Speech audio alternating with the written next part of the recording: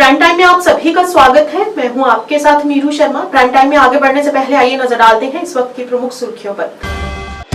Blood women के नाम से मशहूर बिल्किस आरा ने सरकारी मेडिकल कॉलेज बारामूला में किया अपना 38वां पेट रक्तदान और लोगों से इस नेक कार्य में बढ़ चढ़कर भाग लेने को कहा। रियासी के स्थानीय बस अड्डे पर मोटर वाहन विभाग की तरफ से लगाया गया मेडिकल जागरूकता शिविर। बस चालकों और सहचालकों के स्वास्थ्य की गई जांच। भाजपा के जम्मू कश्मीर प्रवक्ता अल्ताफ ठाकुर ने कई क्षेत्रों में बर्फ हटाने, बिजली पानी की बहाली में देरी के लिए हुकूमत के नेतृत्व वाले सरकार की आलोचना। एसएमसी आयुक्त डॉक्टर उवैस अहमद ने अपेक्षित बर्फबारी की आशंका में समीक्षा बैठक की आयोजित और अधिकारियों को दिशा निर्देश भी दिए।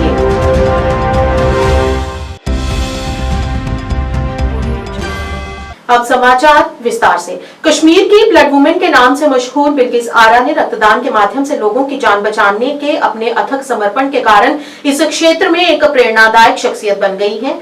आज 1 जनवरी को उन्होंने सरकारी मेडिकल कॉलेज बारामूला में अपना 38वां पिंड रक्तदान किया। बिल्किस आरा रक्तदान को पेशे के बजाय अपना जुनून मानती है। वह इस कार्य के मानवीय और आध्यात्मिक मूल्यों पर जोर देते हुए उन्होंने कहा कि हमारा धर्म हमें सिखाता है कि एक जीवन बचाना पूरे ब्रह्मांड को बचाने के तुल्य है। वालेकुम रहमतुल्लाहि व बरकातहू। मेरा नाम बिल्किस आरा है। ब्लड वुमेन ऑफ JNK के नाम से मुझे जानी जाती है। मैं चाहती हूँ जैसे कि मेरा आज 38 यूनिट डोनेट किया मैंने GMC बारामूला में। मैं चाहती हूँ कि हर एक घर से एक ब्लड डोनर निकले ताकि हम किसी की जान बचाएंगे ऐसे ब्लड देने में। आज नया साल था तो मैंने सोचा कि अगर मैं आज भी मेरी वजह से किसी की जान बच सकती है एक यूनिट देने से। मैं चाहती हूँ कि आज भी मेरे यहाँ पे पहले टेस्ट हो गए तो मुझे ये पता चला कि मैं पहले खुद ठीक हूँ, तो इसी वजह से मैंने आज ये 38 वाला यूनिट डोनेट किया। तो मेरी मैसेज है हर एक मेरी बहन से और मेरे भाई से कि खून देने से पहले खुद की जान बचाता है ऐसे। तो आजकल इतनी ज़्यादा बीमारियाँ बढ़ चुकी हैं। तो जम्मू एंड कश्मीर में मैं पहली लड़की हूँ जिसने इतना यूनिट डोनेट किया, इतना ब्लड दिया है। तो मैं शुक्र करती हूँ अल्लाह कि मैंने ये एक अच्छा नेक और अच्छा काम चुना है अपने लिए और लोगों के लिए भी। मैं खुद एक माँ हूँ 3 बच्चों की। जब मेरी भी मैं भी हॉस्पिटल में होती थी तो मुझे पता है कि एक माँ को डिलीवरी के वक्त कम से कम 2 या 4 या 5 यूनिट चढ़ाने पड़ते हैं, जो भी सीरियस मेरी बहन होती है। तो अगर हम पहले ही आ जाए हर एक ब्लड बैंक में तो अपना खून दे दे तो ब्लड की वजह से किसी की जान नहीं जाएगी। तो मैं चाहती हूँ कि अगर मेरा एक पॉइंट आज किसी को लगेगा, आज 1 जन है तो उसकी जान बच सकती है मेरे एक इस ब्लड देने से। मोटर व्हीकल विभाग की तरफ से रियासी में स्थानीय बस अड्डे पर निःशुल्क चिकित्सा शिविर लगाकर उसके चालकों और सहचालकों के स्वास्थ्य की जांच की गई। विभाग की तरफ से लगाए गए कैंप में जिला अस्पताल के विशेषज्ञ डॉक्टर्स ने स्वास्थ्य की जांच की। चालकों और उनके सहयोगियों की मधुमेह की जांच की गई और इसके अलावा आंख कान की भी जांच की गई। शिविर के दौरान ADC सुखदेव सिंह सब्याल मुख्य अतिथि के रूप में मौजूद रहे, जिन्होंने लोगों की कीमती जान के लिए सभी चालकों को अपना स्वास्थ्य सही रखने को कहा।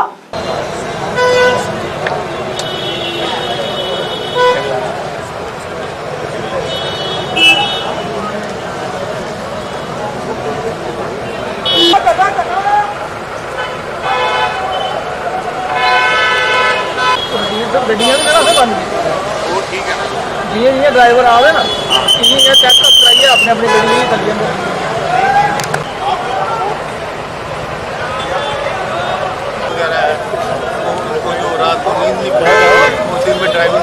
सर सबसे पहले तो हमें टाइम टू टाइम निर्देश हायर अथॉरिटी से आते हैं, जैसे ट्रांसपोर्ट कमिश्नर साहब हैं या डिप्टी कमिश्नर रियासी हैं या हमारे RTO साहब हैं। तो हम टाइम टू टाइम ये मेडिकल हेल्थ कैंप जो है इनमें सहयोग रहता है हमारा मेडिकल हेल्थ डिपार्टमेंट का और हमारे अदर स्टेक होल्डर्स जैसे हमारी ट्रांसपोर्ट यूनियंस है, सोशल वेलफेयर डिपार्टमेंट है। तो हमारी यही कोशिश होती है कि इन कैंप्स में हम भरपूर जो उनको बेनिफिट दें, उनको फायदा पहुंचाएं कि आपकी अगर सेहत ठीक है तो आप सही गाड़ी चला रहे हैं, क्योंकि एक गाड़ी में आपके जितने पैसेंजर बैठते हैं उनका कहीं ना कहीं सबका अपने डेस्टिनेशन पे पहुंचने की जिम्मेवारी एक ड्राइवर की होती है। और एक स्वस्थ ड्राइवर ही एक अच्छी ड्राइविंग कर सकता है। अगर उसका सुनने की शक्ति बिल्कुल ठीक है तो वो सड़क के ऊपर हर वो आवाज जो अन सुनी हो कभी दुर्घटना के कारण वो आवाज हो सकती है, उसका टायर फट सकता है। अगर उसकी आंखें दुरुस्त हैं और उसको कोई डायबिटीज वगैरह ऐसी कोई परेशानी नहीं है, अगर उसकी नजर कम है, तो वो प्रॉपर चेकअप से अपनी इन चीजों को इन एडवांस ही सुरक्षित कर सकता है। जैसे यहाँ पे जैसे आपने देखा मेडिकल डिपार्टमेंट के जो आए हुए हैं पैरामेडिकल स्टाफ और डॉक्टर साहब, तो वो यहाँ पे चेक कर रहे हैं कि उनकी आई साइट ठीक है, उनके डायबिटीज देख रहे हैं, उनको हाइपरटेंशन तो नहीं है, इसके साथ साथ उनका लेबोरेटरी टेस्ट भी कर रहे हैं। तो इन सब चीजों के जो रिजल्ट होते हैं वो पता चल जाते हैं इंसान को कि उसमें इस समय एट प्रेजेंट कमी क्या है। देखो, मेरा नाम सुदेश शर्मा है, बिड्डा का रहने वाला हूँ। मैं भी गाड़ी चलाता हूँ। मैं शुक्रिया अदा करता हूँ ARTO साहब का, जो संजीत भैया हैं, इनका जो इन्होंने हमारे लिए ये कैंप लगाया, तो हमारे टेस्ट हो पा रहे हैं। हमें भी पता लगेगा कुछ, तो हमें कुछ है, नहीं तो हम टेस्ट नहीं कराएंगे तो हमें क्या पता लगेगा हमें कुछ है। तो होता है, ड्राइवर हमारे जाते नहीं है हॉस्पिटल में, यहाँ कहीं जाते हैं, इधर टेस्ट हो रहे हैं तो इधर करा रहे हैं, सभी को पता लग रहा है भाई हमें क्या है क्या नहीं है। यही निवेदन करता हूँ भाई अंदर आए, अपना टेस्ट कराएं। ड्राइवरों से क्या, और भी जो लोग हैं इधर अड्डे पे हैं, मैं उनसे भी निवेदन करता हूँ भाई अंदर आए, अपना टेस्ट करा लें, दवाई शवाई ले लें, इधर से थोड़ा ठीक हो जाएगा। ये बहुत ही जरूरी आइटम है, ये हर साल होती है, इसी महीने हर साल ये कैंप लगाए जाते हैं और ये बड़ी अच्छी बात है। कई बार ड्राइवरों के पास इतना टाइम नहीं होता कि वो हॉस्पिटल जाके छोटी छोटी बीमारियां होती है तो वो नजरअंदाज कर देते हैं।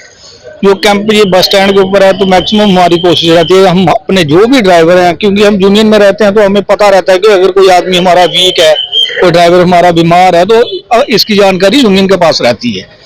तो उस लिहाज से भी हम यहाँ मौके पे जो बस स्टैंड के ऊपर उन्होंने कैंप लगाया है, अभी आप सारे देख ही रहे हैं कि विभिन्न प्रकार के डॉक्टर यहाँ पे आए हुए हैं। तो जिस हिसाब से हमें ड्राइवर की कमी लगती है तो हम उसको उसी डॉक्टर के पास लेके जाते हैं और उनका चेकअप करवाते हैं। और है कि ये हर साल की तरह इस साल भी इन्होंने, और हर साल से जैसे बेहतर, पहले तो हम छोटे छोटे वो करना शुरू किया था, लेकिन अब जब जैसे ही आगे आगे टाइम आ रहा तो ये कैंप भी बड़ा होता जा रहा है। ये इसके लिए हमारे लिए और सबके लिए, हम सबके लिए ड्राइवरों की तरफ से मैं ARTO साहब को शुक्रिया अदा करता हूं। वरिष्ठ भाजपा नेता और पार्टी के जम्मू कश्मीर प्रवक्ता अल्ताफ ठाकुर सहित सचिव और सदस्यता प्रभारी कश्मीर आरिफ राजा ने आज घाटी में जारी बर्फ संकट पर धीमी प्रतिक्रिया के लिए उमर अब्दुल्ला के नेतृत्व वाले सरकार की आलोचना की। यहाँ एक संवाददाता सम्मेलन में ठाकुर ने सरकार पर लिंक सड़कों को तुरंत साफ करने और बिजली और पानी जैसी आवश्यक सेवाओं को पूरी तरह से बहाल करने में विफल रहने का आरोप लगाया है, जिससे निवासियों को ठंड की स्थिति में पीड़ित होना पड़ा। भाजपा नेता ने कहा कि मुख्य सड़कों को प्राथमिकता दी जा रही है, लेकिन ग्रामीण इलाकों और श्रीनगर में आंतरिक सड़कें और लिंक सड़कें भारी बर्फ के नीचे दबी हुई हैं, जिससे कई समुदायों के लिए महत्वपूर्ण पहुंच बंद हो गई है। उन्होंने कहा कि सरकार को इन सब की ओर ध्यान देना चाहिए। जनता पार्टी की बहुत अचीवमेंट्स है, लेकिन मैं कुछ अचीवमेंट्स पे आपका ध्यान दिलाना चाहता हूं। जैसे कि आप सभी साथी जानते हैं कि इस साल मोदी जी ने हैट्रिक की और हमने सेंटर में एक बार फिर बहुमत हासिल की, और बहुमत के साथ ऑनरेबल नरेंद्र मोदी जी, आदरणीय नरेंद्र मोदी देश के तीसरी बार के वजीर आज़म बने। और साथ साथ आपने देखा कि हरियाणा में भी हमने बहुत जबरदस्त लैंडस्लाइड विक्ट्री हमने हासिल की, और साथ साथ महाराष्ट्र में उससे बड़ी जीत हमने हासिल की। इसका सीधा सा मतलब है कि भारतीय जनता पार्टी आए रोज देश में मकबूल होती जा रही है। और जो खानदानी पार्टी है, जिस तरह से वो डायनेस्टी रूलर्स है, गांधी नेहरू फैमिलीज हो, चाहे और भी कोई खानदानी पार्टी हो, वो सुकड़ती जा रही है और वो अपना आधार है देश में खोती जा रही है। जहां तक जम्मू कश्मीर का ताल्लुक है, देखिए जम्मू कश्मीर में भारतीय जनता पार्टी ने पहली बार कहीं पे 40% वोट लिए, कहीं पे 12%, कहीं पे 10%, लेकिन टोटल मिला के अगर हम देखते हैं तो इस बार हमने 19 जगहों पर इलेक्शन लड़ा और 5.5% हमने यहाँ पहली बार 1% से बढ़कर हमने यहाँ वोट दिए। ये भी एक बहुत बड़ी अचीवमेंट है। कश्मीर जैसे खिते में जहां पार्टी को अनटचेबल लोग मानते थे या भारतीय जनता पार्टी की इमेज गलत तरीके से यहाँ पेश की गई थी, लेकिन लोग आज उसको चाहते हैं। और वो आपके सामने इस वक्त एक सबूत भी आरिफ साहब ने दिया कि गवर्नमेंट नेशनल कॉन्फ्रेंस थी, तब भी लोग भारतीय जनता पार्टी के साथ जुड़ते हैं। बिलाल साहब ने भी आपको यही कहा। दूसरी सबसे बड़ी अचीवमेंट जो 2024 में हुई वो जम्मू कश्मीर का इलेक्शन था। पहली बार इतनी बड़ी तादाद में वोटर्स का निकलना, और न बम, ग्रेनेड, गोली, लाठीचार्ज, टेयर गैस, शेलिंग, बाइकाट, धमकी, इस नाम की कोई चीज हमें देखने को नहीं मिली। इसका सीधा सा मतलब है कि भारतीय जनता पार्टी वाली गवर्नमेंट ने दहशत गर्दों के ताबूत में आखिरी कील ठोकर जम्मू कश्मीर को पूरा मुंतकिता बनाया। और कश्मीर में आप भी देखिए, आज मिलिटेंसी फ्री, दहशतगर्दी फ्री कश्मीर बन गया। यही वजह है कि आज खुल के लोग इस इलेक्शन में निकले हैं। ये भारतीय जनता पार्टी की अचीवमेंट थी। और सबसे बड़ी एक सौगात जो हमें मिलने वाली है, जिसका कश्मीरियों ने पिछले 70-75 साल से सपना देखा था कि ट्रेन यहां गई, और ऑनरेबल प्राइम मिनिस्टर 26 जनवरी को वंदे भारत के जरिए कश्मीर को कन्याकुमारी के साथ जोड़ने वाले हैं। ये भी एक बहुत बड़ी अचीवमेंट है जिसका हम जिक्र यहां कर रहे हैं। जहां तक अब गवर्नमेंट का ताल्लुक है, देखिए नेशनल कॉन्फ्रेंस को 3 महीने होने को आ गए हैं। जो गारंटियां उन्होंने दी थी, 12 गैस सिलेंडर, 200 यूनिट बिजली, 10 किलो चावल, 1 लाख जॉब्स, डेलीवेजरों को परमिट करना, ऐसी बहुत सी गारंटी उन्होंने अपने मैनिफेस्टो में दी है। लेकिन जहां हम आज ग्राउंड जीरो पे देखते हैं, नेशनल कॉन्फ्रेंस हर महाज पे, हर एक फ्रंट पे आज तक फेल हो चुकी है। इवन ये कि मामूली सी बर्फबारी हुई है और आज चौथे दिन भी जो लिंक रोड है वो बंद है, अभी भी रास्ता नहीं है।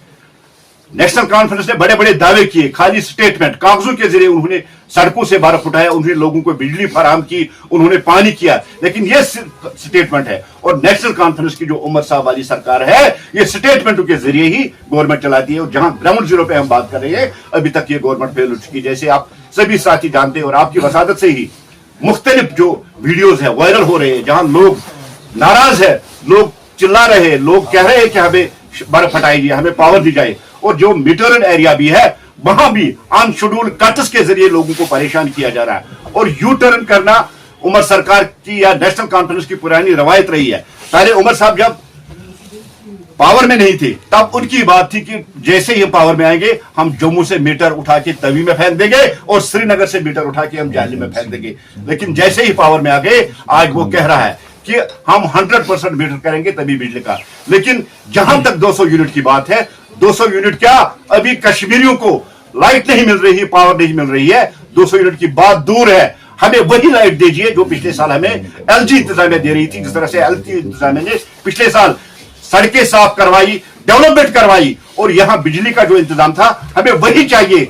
200 यूनिट रहने दीजिए, क्योंकि 200 यूनिट देना आपके बस की बात नहीं है। श्रीनगर आने वाले दिनों में अनुमानित बर्फबारी की तैयारी के लिए एक सक्रिय कदम में एसएमसी आयुक्त डॉक्टर ओवैस अहमद ने संबंधित अधिकारियों के साथ एक गहन समीक्षा बैठक की। आयुक्त ने एसएमसी के भीतर विभिन्न विभागों के बीच तैयारियों और सहयोग के महत्व पर प्रकाश डाला। उन्होंने जोर देकर कहा कि चूंकि हम महत्वपूर्ण बर्फबारी के लिए तैयार हैं, इसलिए जरूरी है कि हम आने वाले किसी भी चुनौती का सामना करने के लिए तैयार रहें। हमारा मुख्य लक्ष्य हमारे निवासियों की सुरक्षा और आवश्यक सेवाओं का सुचारू संचालन सुनिश्चित करना है। पीपुल्स डेमोक्रेटिक पार्टी के नेता खुर्शीद आलम ने जम्मू कश्मीर में 2 महत्वपूर्ण छुट्टियां 13 जुलाई को शहीद दिवस और एनसी के संस्थापक शेख मोहम्मद अब्दुल्ला की जयंती को बहाल करने में अपनी विफलता के लिए नेशनल कॉन्फ्रेंस सरकार के प्रति गहरा असंतोष व्यक्त किया है। पत्रकारों से बात करते हुए आलम ने इस बात पर जोर दिया कि शहीद दिवस जम्मू कश्मीर के लोगों के लिए एक गहरा भावनात्मक संबंध रखता है, जो इस क्षेत्र के लिए अपने जीवन का बलिदान देने वालों को याद करता है। उन्होंने इस मामले को गंभीरता से नहीं लेने के लिए एनसी सरकार की आलोचना करते हुए कहा कि इन छुट्टियों को बहाल करने में प्रयासों की कमी जनता की भावना के साथ अलगाव को दर्शाती है। देखिए, हमने इस पे अपना रद्दअमल जो है पहले से ही जाहिर कर दिया है। पीपल्स डेमोक्रेटिक पार्टी का वाज़ेह इस पे नजर आया है।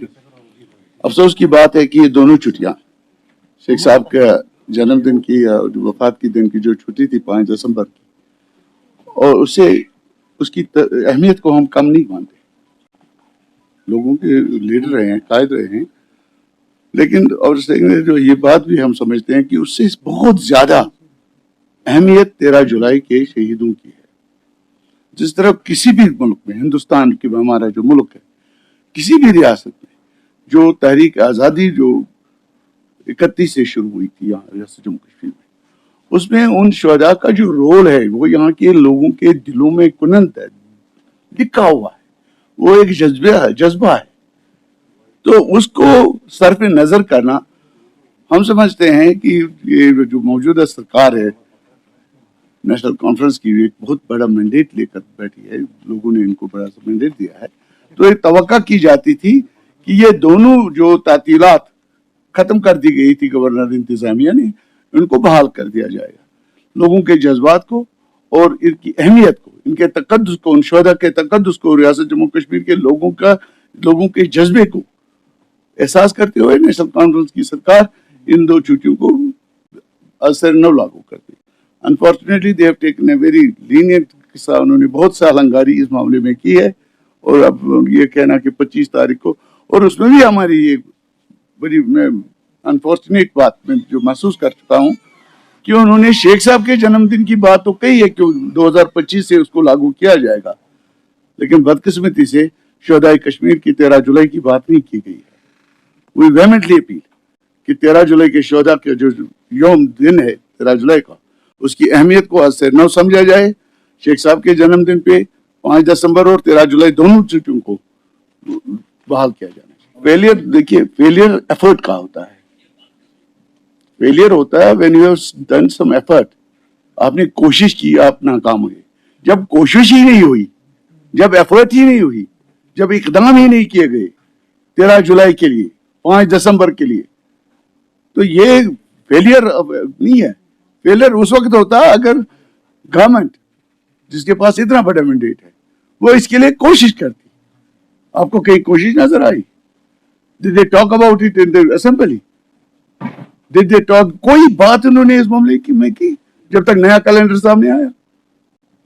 एक अपोजिशन पार्टी की तरह वो भी बात करें, हम भी बात करें। वो शेख साहब के जन्मदिन की बात कर रहे हैं, हम दोनों की बात कर रहे हैं, हम 13 जुलाई की शहीदों की बात भी कर रहे हैं, शेख साहब की दिन भी बात कर रहे हैं। और वेहेमेंटली अपील करते हैं कि इन दोनों छुट्टियों को, इनके तकद्दुस को, इनके लोगों के दिलों के साथ इनका जुड़ाव है, इनको वागुजार किया जाए, इनको बहाल किया जाए। तेजस एक पहल फाउंडेशन, एक गैर सरकारी संगठन ने डोडा के इंडोर स्पोर्ट्स स्टेडियम में एक ब्लॉक स्तरीय खेल प्रतियोगिता आयोजित करने के लिए नेहरू युवा केंद्र के साथ सहयोग किया। इस कार्यक्रम में कबड्डी, खो खो, वॉलीबॉल, बैडमिंटन और रन फॉर यूनिटी खेल सहित विभिन्न खेल शामिल रहे। खेल प्रतियोगिता में मुख्य अतिथि के रूप में एडीसी डोडा सुदर्शन कुमार, विशिष्ट अतिथि के रूप में अतिरिक्त पुलिस अधीक्षक शकील अहमद और विशिष्ट अतिथि के रूप में पूर्व पार्षद रमेश कुमार सहित कई गणमान्य व्यक्तियों ने भाग लिया। तेजस एक पहल फाउंडेशन के अध्यक्ष आकाश परिहार ने कार्यक्रम में भाग लेने वाले सभी 120 स्वयंसेवकों और युवाओं का आभार व्यक्त किया।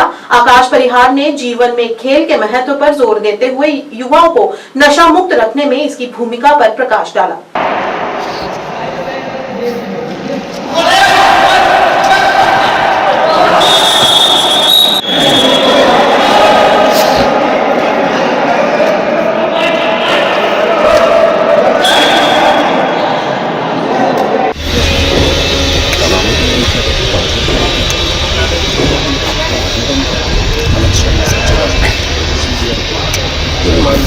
मेरा नाम आकाश परिहार है और आज जो यहाँ पे sports meet block level sports meet थी तेजस एक पहल फाउंडेशन और नेहरू युवा केंद्र के बीच में।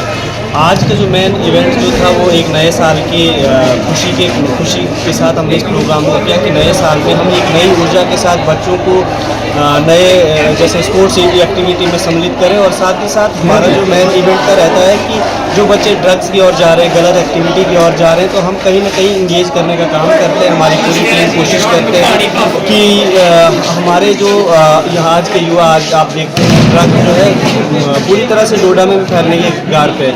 तो आज जो ये इवेंट है इसका मेन उद्देश्य था कि हमारे युवा जो हैं, डोडा के युवा और हमारे जितने भी बाकी और लोग हैं वो कोशिश करते हैं कि ऐसे जैसे इवेंट होने चाहिए। डिफरेंट जगह के प्लेटफॉर्म पे आपने देखा होगा कि जैसे आर्मी ने रिसेंटली यहाँ पे इवेंट किया, तो हमारी भी कोशिश रहती है कि हम युवाओं के साथ मिलके ऐसे जैसे इनिशिएटिव लें।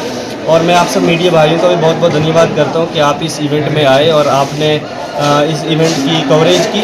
साथ ही साथ आज के हमारे मुख्य अतिथि जो एडिशनल डिप्टी कमिश्नर डोडा थे और उसके साथ हमारे एडिशनल एसपी भी डोडा जो है स्पेशल गेस्ट थे यहाँ पे, और आज सब ने हमारे इस काम को सराहा और बच्चे जो है काफ़ी खुश थे आज नए साल की उस पर। तो मैं आप सबका बहुत बहुत धन्यवाद करता हूँ। बारामूला में आज प्रधानमंत्री आवास योजना और भूमिहीन आवेदकों पर एक अहम बैठक का आयोजन किया गया। बैठक में महत्वपूर्ण विकासात्मक मुद्दों पर चर्चा की गई, जिसमें प्रधानमंत्री आवास योजना, भूमिहीन आवेदकों की दुर्दशा, पूंजीगत व्यय बजट और विभिन्न क्षेत्रों में सौर लाइटों की स्थापना सहित जनहित के कई विषयों पर चर्चा की गई। इस चर्चा में प्रमुख अधिकारियों और सामुदायिक नेताओं ने भाग लिया, जिसमें ये सुनिश्चित करने पर महत्वपूर्ण जोर दिया गया कि प्रत्येक बेघर और आश्रयहीन परिवार को पीएमएवाई योजना का लाभ मिले। जो भी कैपेक्स बजट के काम है या बाकी मामला जो है उन पे बात हुई विद द होप कि उनका रिड्रेसल हो और लोगों को सहूलियत पहुँचे और आवाम का पैसा जो हो वो ज़ाया ना हो। इसमें सबसे पहले एक खुशाइंद बात यह है कि जो प्रधानमंत्री आवास योजना के लिए बहुत से मुस्तहक लोग हैं, लेकिन साइट बंद थी और हम सारे बेबस थे कि जो हमारे बहुत सारे लोग कहते थे कि हम मुस्तहक है लेकिन इसमें हमारा मसला हल क्यों नहीं हो रहा है।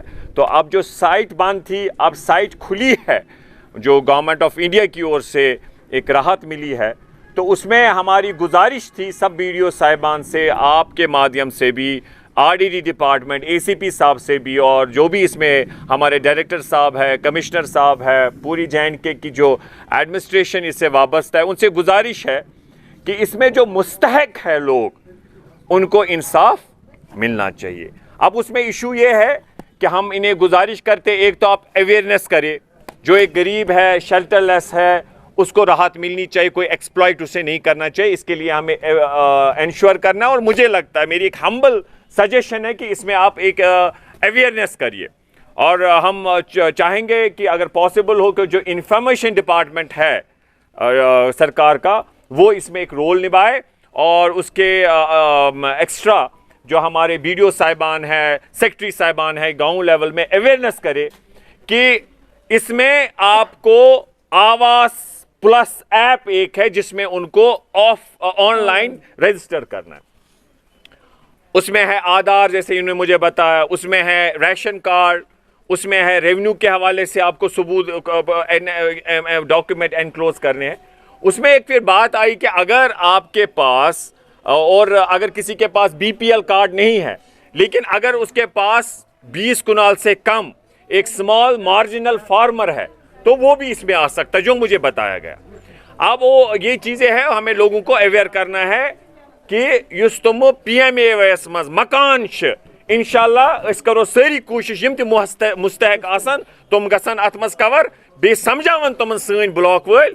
ACP साहब हमारे बहुत एक्टिव है, ये इंशाल्लाह हमें उम्मीद है कि ये भी इसमें एक अपना रोल निभाएंगे। उसके साथ साथ हमारा एक लैंड का मसला है, वो हम देखेंगे, गवर्नमेंट से करेंगे, जो है कि इन्होंने कहा कि अमिस गसन 5 मलर आसन जमीन, मगर अ तिथ यमन 5 मलर कहें, मगर अमि अलाव अम वोनमुत गोड़ गन मकानुक सैंक्शन PMAY अद दिमो कस मलर 5 मलर, इस हार तारस मज गो, मगर ये डिफरेंट, ये वन गोड़ इन सा क्या कस 5 मलर अद हसा करो इस क्या PMAY। So there is a brazen contradiction. इसमें हमें सबको मिलकर ये रिजॉल्व करना है। प्रधानमंत्री आवास योजना, क्योंकि ये गरीब लोग, शेल्टरलेस, इसमें हमें एक ह्यूमैनिटेरियन प्रिज्म से देख के आगे बढ़ना है। उसके साथ साथ हमने कैपेक्स की बात की, बहुत अच्छी, आपको पता लोकसभा यहाँ इलेक्शन हुए, असेंबली के हुए, उसमें टेंडरिंग का प्रोसेस स्लो हो गया, या टेंडरिंग हुई तो अलॉटमेंट नहीं कोड ऑफ कंडक्ट की वजह से हुआ। तो उसमें हमने कल ऑनरेबल CM साहब के साथ कुछ दिन पहले जो मीट हुई, कश्मीरी फिल्म निर्देशक अली इमरान ने आज कहा कि हमारे फिल्म निर्देशक धन की कमी से जूझ रहे हैं। उन्होंने कहा कि सरकार को हमारी आर्थिक मदद करनी चाहिए और उपकरणों पर कम से कम छूट देनी चाहिए। अली इमरान ने यह भी कहा कि सरकार को हमें सभी फिल्म उपकरणों आदि पर सब्सिडी भी देनी चाहिए।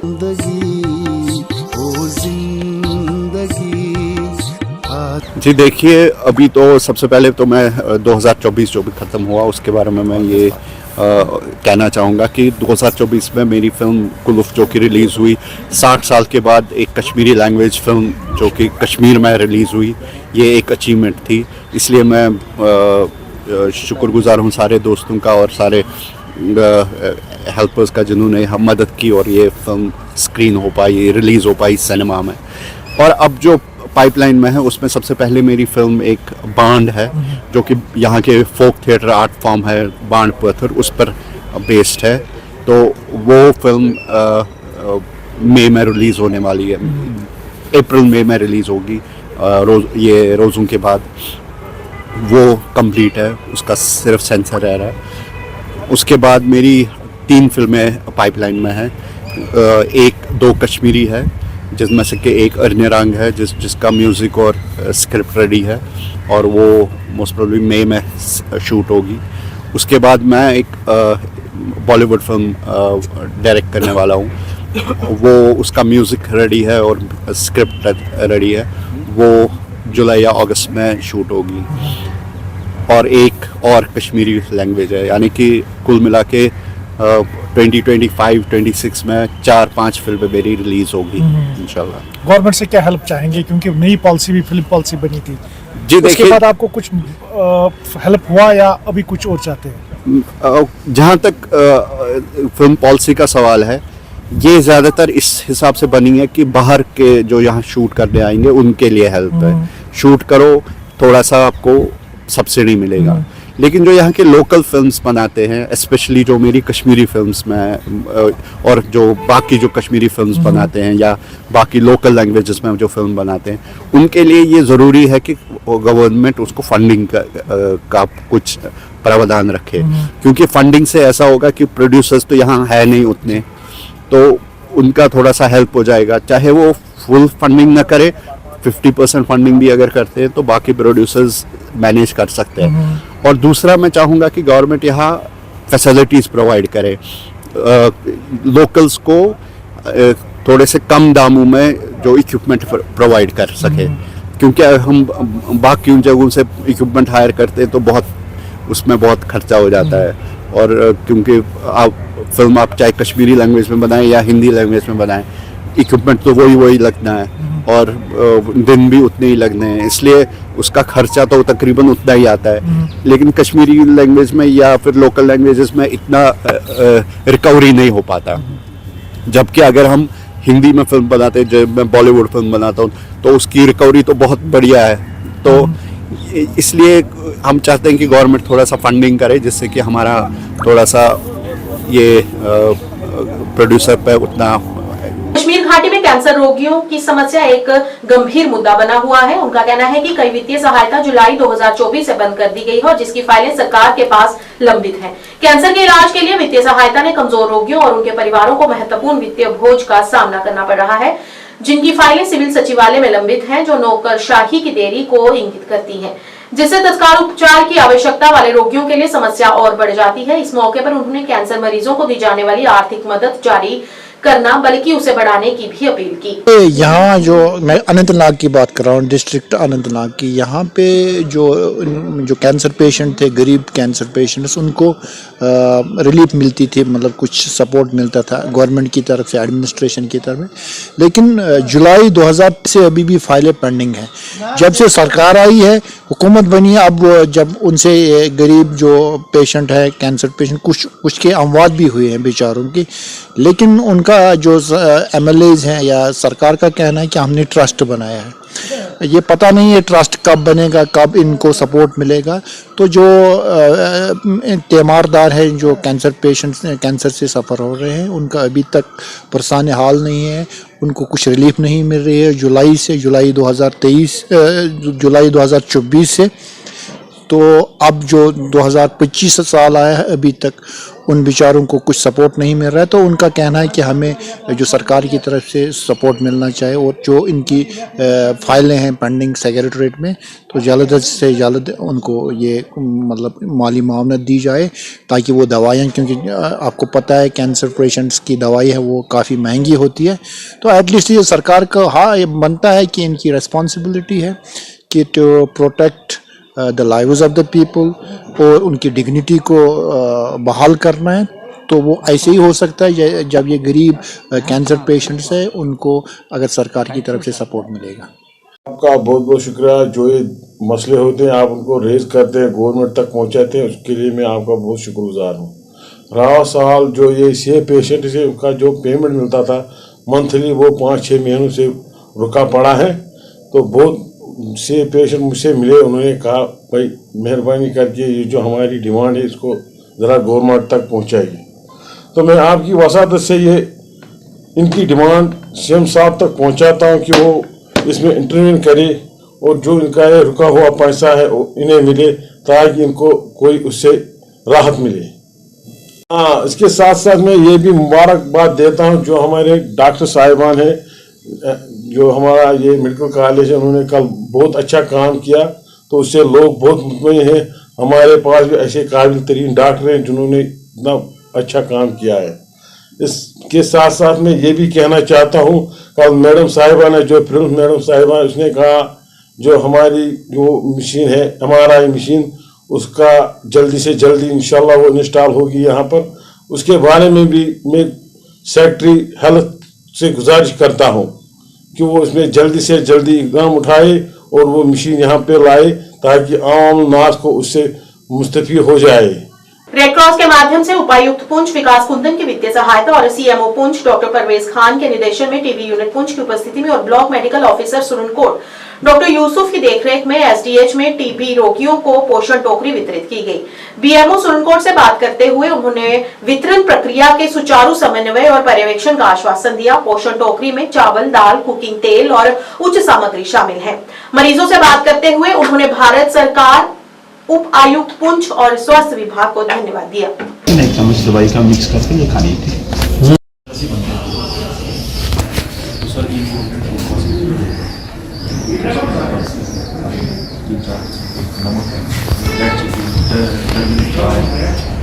मस्टर्ड है, सॉल्ट है,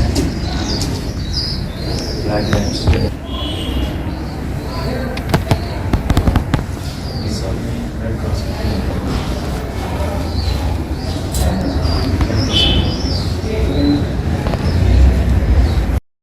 हमारे दिमाग से पहले कम था और हमारे वर्दी DC साहब ने शुरू किया है। तो वर्दी DC साहब ने सही मायने में जिसको बोलते हैं friend in need is a friend in deed को सच साबित किया है।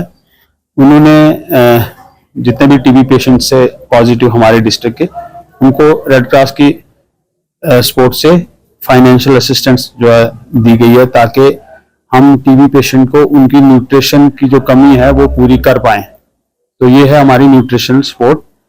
तो उसी न्यूट्रिशनल सपोर्ट के तहत सुरनकोट के 8 पॉजिटिव टीबी पेशेंट जो हैं वो सिलेक्ट हुए थे। उन्हीं को हमने आज यहाँ बुलाया है।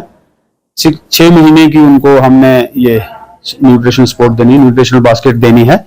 2 महीने की आज फर्स्ट दिन दे रहे हैं, 2 महीने बाद फिर से, और 2 महीने बाद हम 6 महीने पूरी उनको उसमें जितनी भी हाईली प्रोटीनिशियस डाइट्स हैं वो ग़िज़ाएं हैं वो इसमें हमारी बास्केट में मौजूद हैं जो हम अभी उनको देंगे। इसमें जो वो है, जो प्रोग्राम का स्कीम का बेस है वो है कि वॉलंटरी हमने इसको अडॉप्ट किया है। तो उसमें कमियां आ रही हैं जो DC साहब ने जिसको सपोर्ट किया है। तो दूसरा है अवेयरनेस। वो अवेयरनेस ये है कि पता नहीं अभी भी पॉजिटिव पेशेंट्स को कि हमने क्या क्या ग़िज़ाएं खानी है और हमें कौन लोग जो है सपोर्ट कर रहे हैं। तो डाइट जो हमारी है, जो टीबी का इंडिया का इंडिकेटर है, वो ये शो करता है कि न्यूट्रिशन की कमी की वजह से, खाने की कमी, प्रोटीन की कमी की वजह से जो टीबी है वो फैली जा रही है। तो उसको खत्म करने के लिए, उसको रोकने के लिए ये टीबी की सपोर्ट दी गई है। तो मैं आप जितने भी टीबी पॉजिटिव पेशेंट्स हैं उनसे रिक्वेस्ट करूंगा कि वो एक तो प्रोग्राम को, इस अपनी बीमारी को आगे ना फैलने दें, उसको अपनी एहतियात करें, अपने आसपास के लोगों की एहतियात करें और खाने पीने का जो हम यहाँ से डाइट दे रहे हैं उसका ध्यान रखें। फ्रेंडली तौर पे, दोस्ताना तौर पे, आप में ऐसा कुछ नहीं है कि आप हमसे कम है और हम आपसे ज्यादा हैं।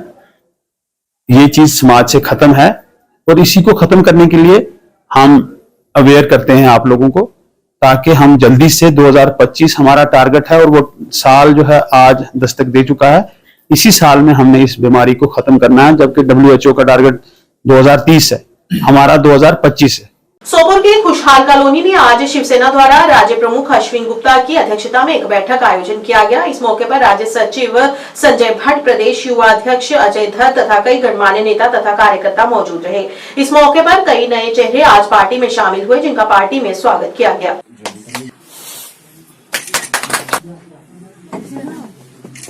हम खुद बोलते जाओ।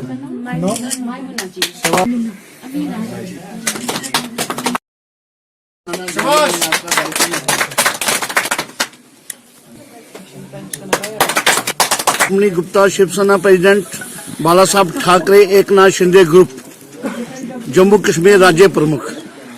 आज मैं शोपुर के अंदर हमारा यूनिट बना हुआ था, उस यूनिट को हमने अपग्रेड किया है। हमारी एक मैडम जहाँ की डिस्ट्रिक्ट प्रेसिडेंट बनाई है, जहाँ के डिस्ट्रिक्ट प्रेसिडेंट बने हैं, सेक्रेटरी बने हैं, वाइस प्रेसिडेंट बने हैं, और महिला विंग भी जहाँ पर तैयार हुआ है, यूथ विंग भी हमने तैयार किया है। और इस बर्फ के बीच में मैं जम्मू से आकर जहाँ पर जहाँ से इन लोगों से मिला हूँ, इन लोगों की कुछ थोड़ी सी समस्या है, ये बर्फ के अंदर हल नहीं हो सकती है। मेरे पास टाइम भी नहीं था, कुछ टाइम निकाल कर जैसे बर्फ खत्म होगी मैं डीसी बारामूला से मिलेंगे, इन लोगों को साथ में लेके जाएंगे, जो इनके कार्य होंगे छोटे मोटे वो हमें काम करवाएंगे। और डीसी साहब नहीं मानेंगे तो मैं डिपकाम कश्मीर से मिलेंगे, और जहाँ के जो एमएलए हैं, एमएलए से मिलकर बात करेंगे, जो इनके छोटे छोटे जो मसले हैं, ये लोगों के मसले हल हम करवाएंगे। शिवसेना की स्कीमें हैं, वो इन औरतों या मर्दों के लिए क्या आप देंगे? वो जो हमारे महाराष्ट्र के अंदर लाडली बहना, लाडली बेटी जो हमारी स्कीमें हैं, वो महाराष्ट्र के अंदर घोषित किए हैं। उसको हमारे एमपी वगैरह कोशिश करेंगे कि सेंटर में लाने की। जैसे भी वो स्कीमें जो सेंटर के अंदर आएंगी, पहले मैं इनसे वादा करता हूं महिला विंग से, जब भी वो सेंटर के अंदर स्कीम आएगी, पहले मैं बारामूला सोपोर के अंदर वो स्कीम इनको ला कर दूंगा। सर, सोपोर के लोगों के लिए क्या मैसेज है आपका? सर, मैं सोपोर के लोगों को मैसेज ये करता हूं कि बढ़ चढ़ कर काम करें, भाईचारा के अंदर। हमारा कोई किसी के साथ, कोई मजहब के साथ कोई लेना देना नहीं है। हिंदू, मुस्लिम, सिख, भाई, हम सब हैं भाई। हमारा यही मैसेज है कि सब लोग मिलजुल कर काम करो, सोपोर के अंदर एक खुशहाली लाओ।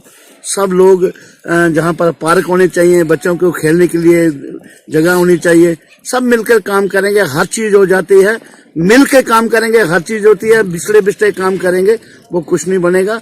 मैं इसको यही संदेश देता हूँ सोपोर के लोगों को कि आप अच्छा काम करो, मिलजुल के काम करो, एक भाईचारे से काम करो, जिससे आपका सोपोर का खुशहाली हो। प्राइम टाइम के आज के इस अंक में इतना ही। नए अंक लेकर फिर हाजिर होंगे, तब तक के लिए दीजिए इजाजत। नमस्कार।